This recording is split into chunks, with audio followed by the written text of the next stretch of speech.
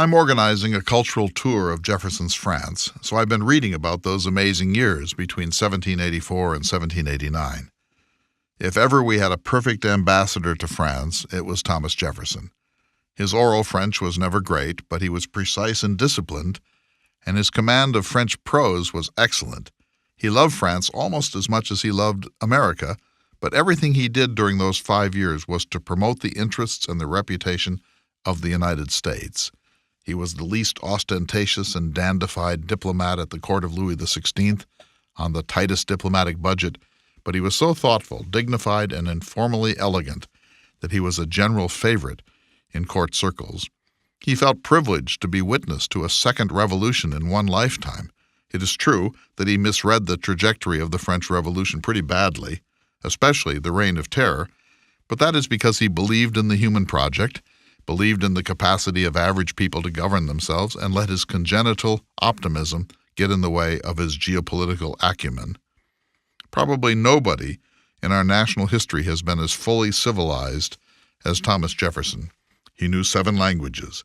He was an extremely gifted amateur architect, America's first-grade wine connoisseur, one of our greatest scholars, classicists, and bibliophiles, a talented maker of music, and an even more talented connoisseur of music.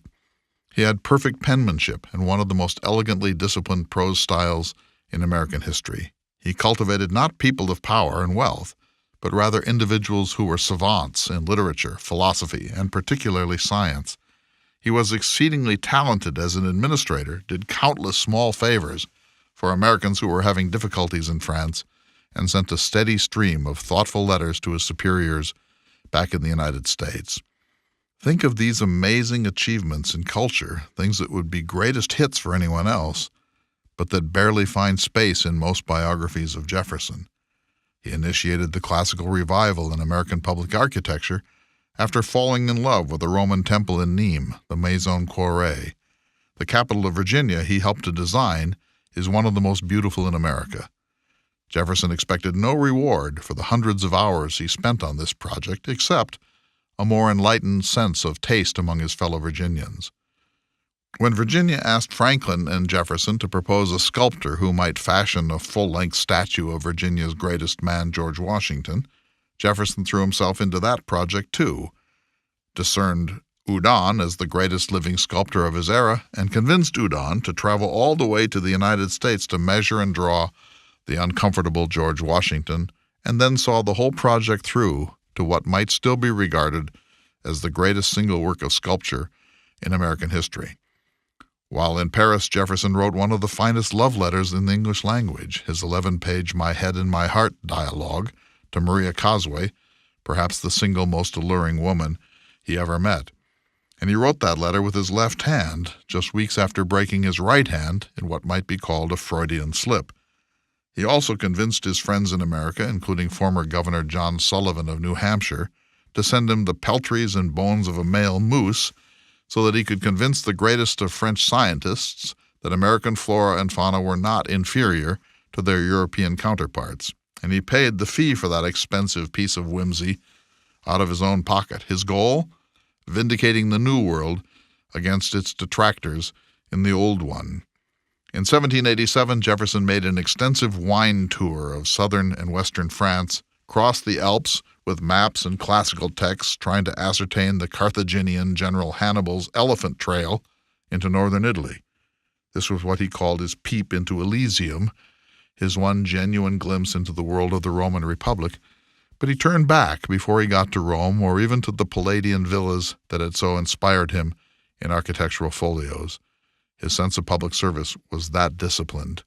Meanwhile, he studied the manufacture of Parmesan cheese and brought that recipe back to Virginia, discovered a species of upland rice that he smuggled out, a capital offense, so that the Carolinas could prosper under its cultivation, and brought pasta machines to Virginia.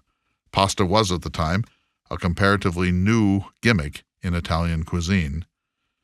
I've been to Jefferson's France several times, but I cannot wait to lead this cultural tour in the fall of 2019, in part because I agree with Jefferson that everyone's second country must be France, in part because Jefferson's French sojourn was one of the most interesting episodes in his amazing life, And also, most importantly, because I believe it is now vital that we recenter the Jefferson debate to celebrate his status as America's greatest Renaissance man, R. da Vinci, writer, architect, paleontologist, archaeologist, linguist, classicist, naturalist, inventor, scientist, and of course revolutionary.